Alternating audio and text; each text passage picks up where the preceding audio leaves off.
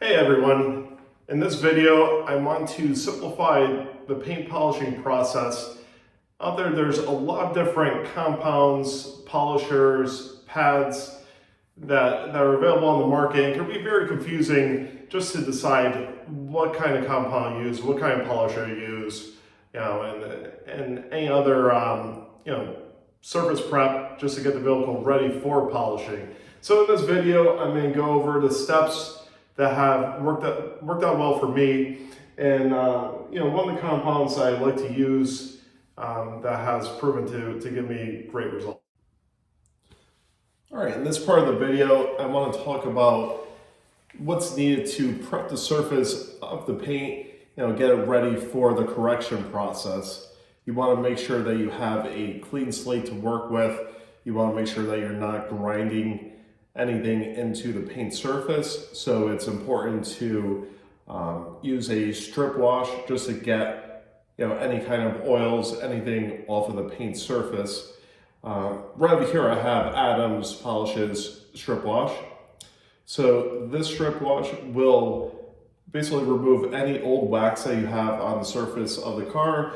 Also, it's going to remove any oils that gets kicked up while you're driving, when you're driving the rain, whatever, any oils that are on the clear coat, it's going to remove that off the surface. There's a lot of different soaps out there that will strip off wax or any kind of protectant that you have on the surface. Adams is the one that I'm highlighting in this video, but there's also Chemical Guy's Clean Slate, and there's a bunch of others out there. The next step is the claying process. Over here I have a clay mitt, also sometimes referred to as synthetic clay. So clay mitt, very easy to use. And this side is microfiber. So claying the vehicle is definitely a needed process. There's going to be stuff embedded into the clear coat. There's going to be contaminants on that clear coat surface, so you want to make sure you get those off. Most of the contaminants you'll find on the front bumper, on the hood, and also on the side of the car. So it's important that you get those contaminants off. When you're claying the vehicle, you'll need some kind of lubricant. This way here, that you're not scratching the paint. You definitely can't just have the surface wet. You'll want to use something similar to a Griots Speed Shine or any kind of quick detailer. This way here you'll have some lubrication and you're not gonna mar the surface.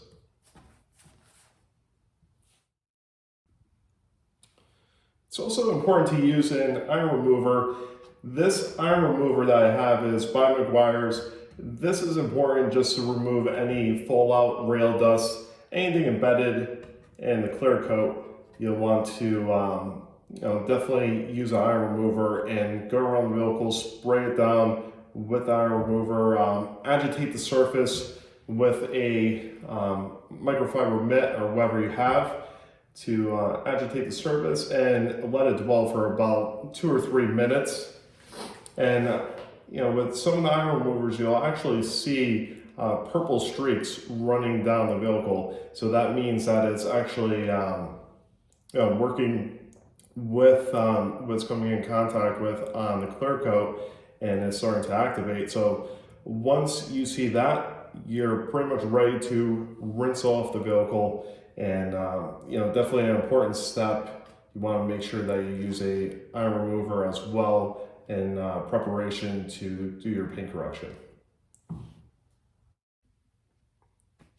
It's important to keep things simple when you're just beginning paint correction. You're just relatively new to it. It's really important to keep things simple with all the stuff that's out there on the market, all the various different compounds and also pads used. There's microfiber pads, there's foam pads, there's a bunch of different polishers out there as far as DA, dual action polishers, and also rotary polishers as well. So a compound that I like to use is made by Griots Garage. It's a Griots Complete Compound. over here it says that it removes moderate to severe defects, and typically with a foam pad you're going to be going after mainly moderate defects. It's going to remove roughly 50 to 70% of the scratches, swirls that you'll see on vehicle surface. And to most people, if you're removing 50 to 70% of the scratches and swirls, the car is going to look great. Especially once you have a wax sealant on the vehicle, it's going to look dramatically improved, versus where it was before. So here are some of the foam pads I have. These are actually 5-inch foam pads and orange correction pads. So with the Griots Complete Compound, I usually use orange foam correction pads. If you're new to paint correction, you'll probably want to start out using orange foam pads because these are easier to work with as far as, you don't have to worry about having the machine in one area for too long and possibly burning through a clear coat with a microfiber pad, or on edge for too long. And also, you'll want to use a DA polisher similar to a Griots garage polisher or a Rupes if you're going with something a little bit more higher end.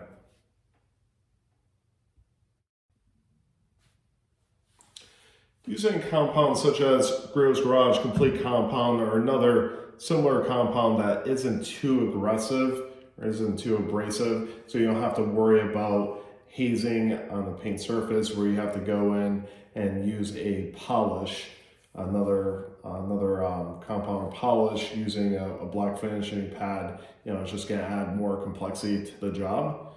So if you use compounds similar to this orange foam pad, it's going to get you really far without overthinking the process. The polisher that I use is the Griots Garage G9.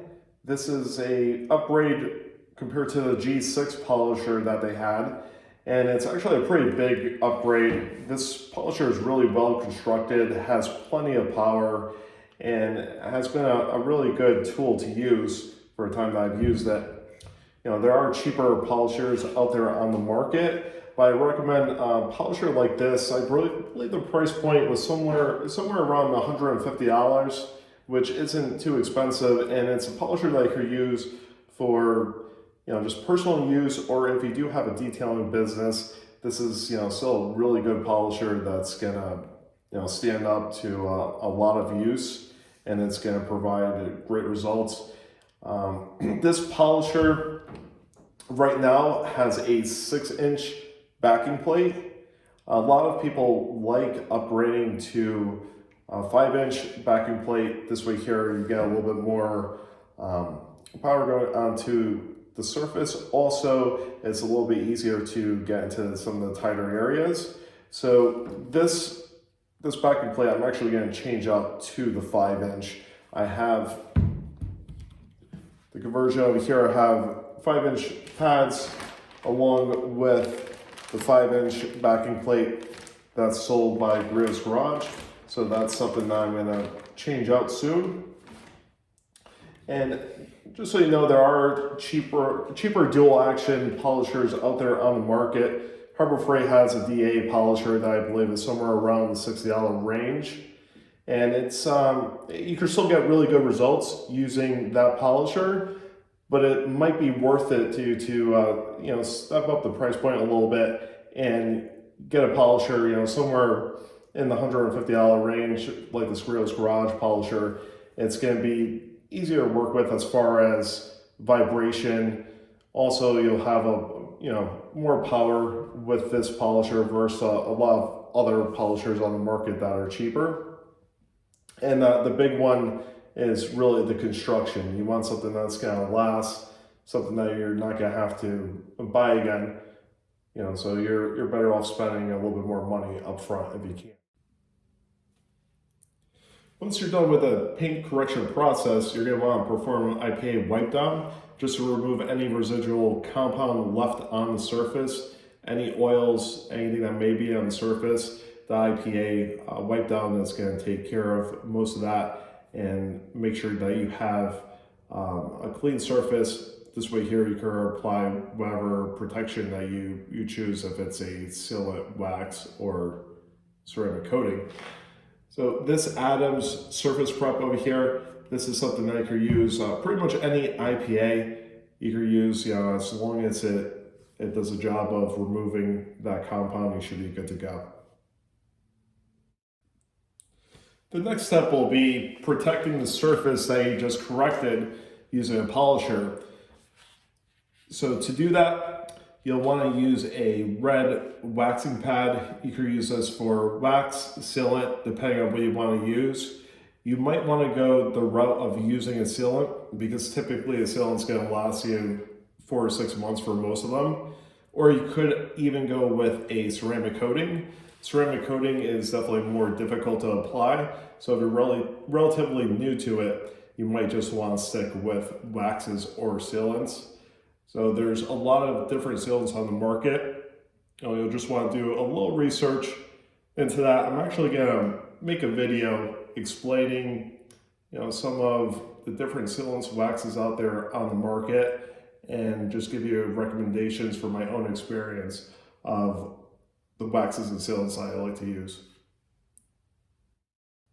All right, everyone, that concludes today's video. If you found anything useful in this video, please like and subscribe. Thanks for watching.